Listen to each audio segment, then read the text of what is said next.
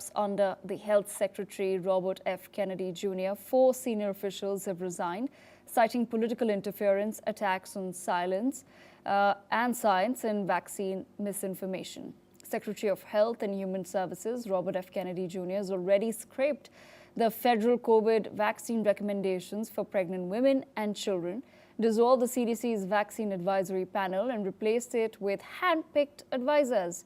Monarez's lawyers deny that she resigned or was fired, saying that she was targeted for refusing to endorse unscientific directives. Resignation letters from top CDC doctors warn that Kennedy's policies are endangering Americans and undermining the agency's mission.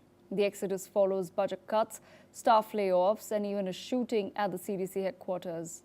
The turmoil leaves the nation's top health agency in a crisis at a critical time as U.S.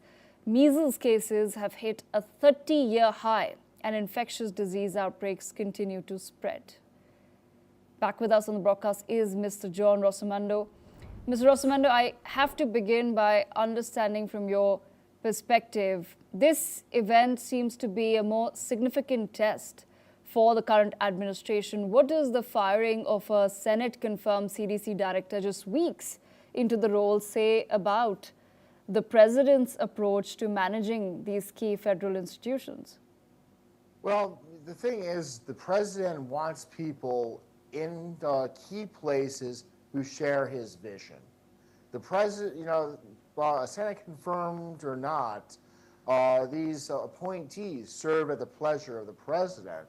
And the president clearly had no confidence in this particular director. The CDC has been in the hot seat since the COVID-19 pandemic due to pushing vaccine mandates, unverified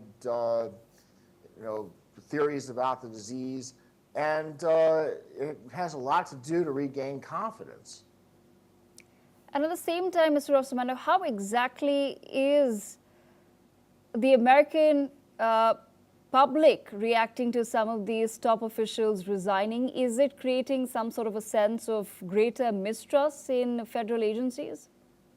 Well, I don't think Americans tend to pay too much attention to who's coming and going in federal agencies. They just live their lives, and what happens in Washington or down in Atlanta, stays there. Absolutely. Mr. Rossomando, thank you so much for joining us on NewsX. Well, we leave it there. In other news, the United Nations has raised serious concerns